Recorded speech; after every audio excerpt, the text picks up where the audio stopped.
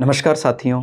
भगवद गीता के 10वें अध्याय में शुक्राचार्य का जिक्र आता है। 10वें अध्याय में जहाँ भगवान अलग अलग विभूतियों का वर्णन करते हैं तो भगवान श्री कृष्ण अर्जुन को कहते हैं कि मैं कवियों में शुक्राचार्य हूँ। अब यहाँ पर कवि का अर्थ आपको सामान्य कोई कविता की रचना करने वाला ऐसा नहीं। आप अगर वैदिक शब्दों में ढूंढेंगे तो कवि सामान्यतः जो भविष्य के बहुत अच्छे जानकार हैं और जिनके पास वाक बल है, वो जो कह दें वो सही हो जाए। और आप जानते हैं कि शुक्र जो हैं, शुक्राचार्य, उनको भृगुनंदन यानी भृगु ऋषि के बेटे माने जाते हैं। और ज्योतिष में भी जो अति प्राचीन ग्रंथ है वो भृगु संहिता है। तो बहुत ही अच्छा ज्ञान ज्योतिष का भी, भविष्य का, भूतकाल का और अलग अलग सिद्धियों का, कौन सा यज्ञ। और आप जानते हैं कि जो देवताओं को भी दुर्लभ हैं उस प्रकार की सिद्धियां शुक्राचार्य की कृपा से असुरों को भी प्राप्त हुई। और आप ये भी समझते हैं कि शुक्राचार्य को ही बृहस्पति के बेटे ने भी अपना गुरु स्वीकार किया संजीवनी विद्या सीखने के लिए।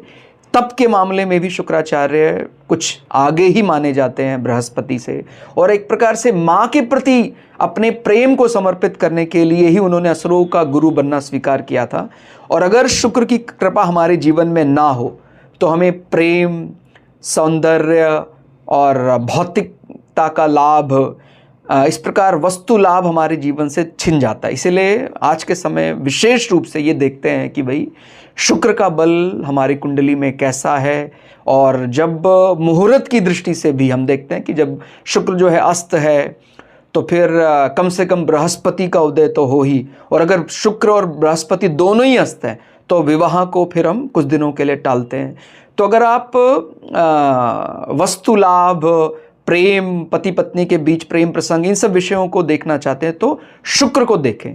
और जो टीवी में बनी बनाई कुछ ऐसी छवि है कि शुक्राचार्य तो दैत्यों के गुरु होते हैं, केवल वो काले कपड़े पहनते हैं, इस प्रकार की छवि से अपने को बचना चाहिए। बहुत ही महान, बहुत ही तपस्वी, और भगवान श्री कृष्ण ने इनको कवियों में कवि कहा है। यानी अगर ये आशीर्वाद दे दें आपको तो आपको वाक बल, वाक सिद्धि प्राप्त हो ही जाएगी। इसीलिए बहुत ही धीर गंभीर होकर किसी के बारे में कुछ, देखिए, रिसर्च करना अच्छी बात है, लेकिन किसी भी ऋषि के बारे में बिना कुछ बोले, माने बिना पढ़े ऐसे बोल देना ठीक नहीं होता है। इसलिए बहुत विचार करके किसी भी महान विभूतियों के बारे में आप बोलें। और आप जरूर पढ़ें 10वें अध्याय का 37वां